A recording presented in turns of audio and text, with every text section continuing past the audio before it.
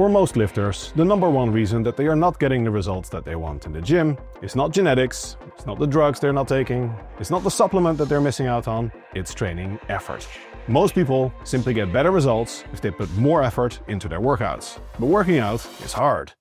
So, a recent meta-analysis found that the average lifter leaves 6 to 7 reps in reserve during their average set in the gym. If you train like that, and most people don't train to true momentary muscle failure, then the best thing you can possibly do in your workouts is to add more training volume or get closer to failure. Anything that makes you train harder will increase your results. For this reason, I think that fatigue management is a highly underrated factor in practice to get people the results that they want.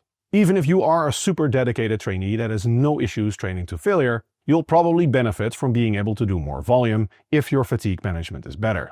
As I've discussed in multiple previous videos, recent meta-analytic research finds that training volume increases gains to a significant extent up to a very high point. The last meta-analysis found that there is no clear cutoff point above which additional training volume clearly becomes detrimental. And this includes multiple studies finding benefits of training volumes as seemingly extreme as 45 sets per week per muscle group.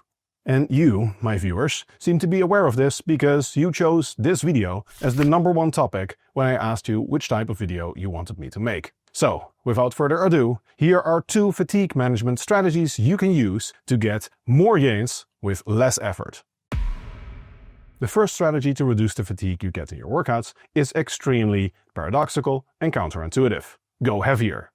Yes, training heavier reduces subjective and objective fatigue. This is an area where bro wisdom has simply been flat out completely wrong in the literal opposite direction of the truth. The conventional wisdom in powerlifting and bodybuilding circles is that going heavy fries the CNS and causes a lot of fatigue. The truth is exactly the opposite. Higher intensity sets are less fatiguing, both subjectively and objectively. Just logically think about it for a moment. You do a set to your 20 rep max. How fatigued are you? You're very fatigued at the end of that because at the last rep, you cannot even lift your 20 rep max anymore. Now do a 5 rep max. How fatigued are you? Well, clearly not as fatigued because you could still lift your 20 rep max at that point, just not your 5 rep max. You can also just calculate the total workload incurred, and you'll see that at your 20 rep max, if you do your 20 RM times 20, the total work tonnage will be substantially higher than at your 5 rep max. Subjectively as well, if you've really tried high rep work, you'll know that a 20 rep max is a lot more fatiguing than a 5 rep max. The last 5 reps basically feel like your 5 rep max, and before that you've effectively done some cardio and some more work. Indeed, if you look at the bar velocity and some other factors, the last 5 repetitions of a 20 RM resemble a 5 rep max quite well. If you think a 5 rep max on squat is fatiguing, try it through 20 rep max. They're called widowmakers for a reason.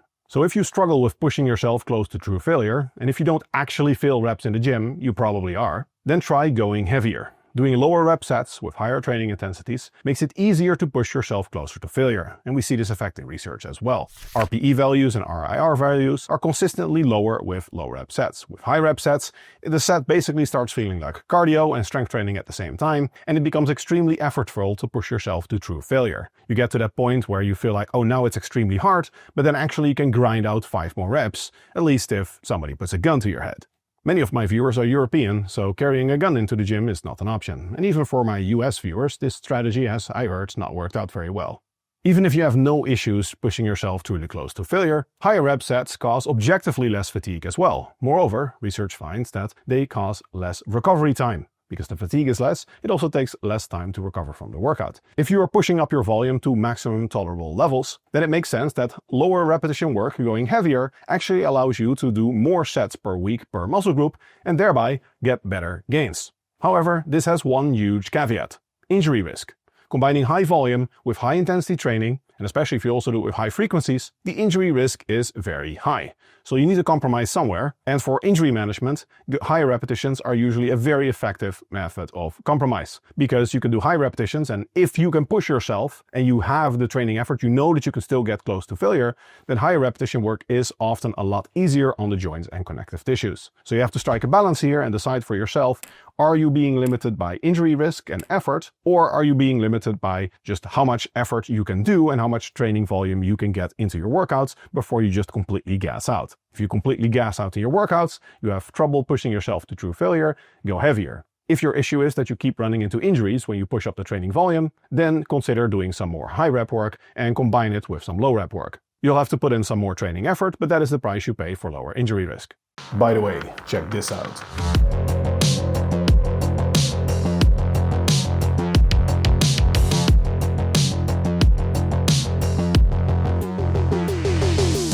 A serious course for serious coaches that want to take their physique to the next level. Click on the link in the description for more info. Probably the best PT course on the entire internet, hands down. The second fatigue management strategy is also a little bit paradoxical.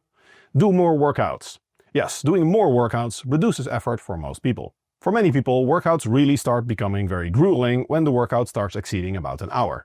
This is in part the time and in part simply the total training volume. But this means that if you spread your volume out more equally across the week, most people, and multiple studies show, that people have lower effort per workout when you spread things out. You also see this with rest intervals, so it's much more time efficient to spread your volume out relatively equally across the week, because what we see in research, and what you very consistently see if you're a PT with your clients, is that the more fatigued you get, the more rest people start taking. This means that as you start approaching that hour mark or so of your workouts, and your workouts are already pretty long, then your rest intervals increase further, meaning that the number of sets you do per minute decreases and the time efficiency decreases further. If you never get to that point of significantly decreased time efficiency, your workouts are a lot more time efficient. Note that ideally you spread your volume out across the week more equally by actually doing more workouts. But you get some of the same benefits by spreading out your existing training volume over your existing training frequency. That basically means that you start doing full body workouts. Full body workouts are always the most equal way to distribute your training volume across the week because you give every muscle some attention every workout. And multiple studies have shown that spreading your volume out more equally across the week can improve fatigue management. Even given the same total training frequency, doing more full body type workouts has been shown to improve the testosterone to cortisol ratio, which is a measure of overtraining used in research. Moreover, multiple studies have found, and you can easily tell yourself, that when you start doing more full body type workouts, as opposed to a bro split or push-pull legs where you hammer one muscle one workout of the week, you get a lot less sore. Now, soreness ratings aren't that informative, and the testosterone to cortisol ratio is also definitely not definitive when it comes to fatigue management, but we also have some direct studies showing that if you do, say, 8 sets of bench presses, you will recover faster from that, more than twice as fast, when you do 4 sets 2 times a week versus 1 time per week, 8 sets. Even when you do more total training volume when you split the workout into 2 sessions. Because most people, when you take 8 sets of bench presses and you turn them into 4 sets and 4 sets, they increase their total training repetition volume because now you're less fatigued during your workouts and you can either lift more weight or do more repetitions. One study even found that if you have a workout with 8 sets of bench presses, and you spread that workout into 2 workouts that same day of 4 sets of bench presses, the people that spread the workout into 2 sessions could do the workout with a 10% higher training intensity, and yet still they recovered faster from that workout. A nice additional benefit of going heavier and spreading your volume out across the week more is that you get better strength development and in some cases more hypertrophy when you spread the volume out across the week more. In fact, when you look at the literature on full body training versus body part splits, push-pull legs, bro splits, you see that in virtually every instance, especially in trained lifters doing higher volumes of training, higher frequency training, so more full body type workouts with the volume more equally spread across the week, get equal or better results. And if that is news to you, you should check out my video on full body workouts and the greatest of all time training split here. In summary, fatigue management strategy number 1 is highly counterintuitive but very effective.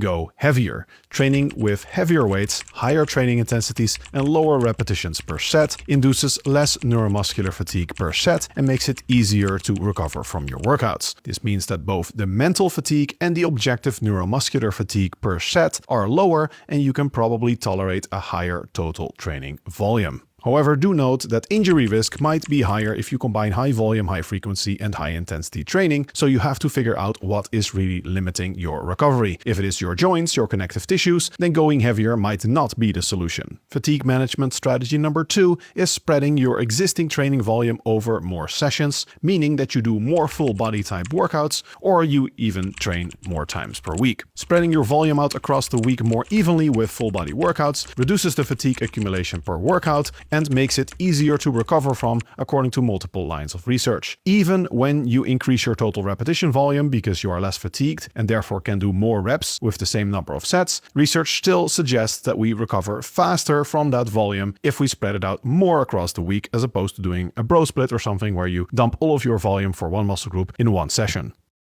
If you like this type of evidence-based content, I'd be honored if you like and subscribe. And if you're interested in really taking your fitness education and your physique to the next level, check out my online PT course. It will teach you absolutely everything you need to know to set up optimal training programs for muscle hypertrophy, strength development, fat loss, and everything that comes with it. Check the link in the description.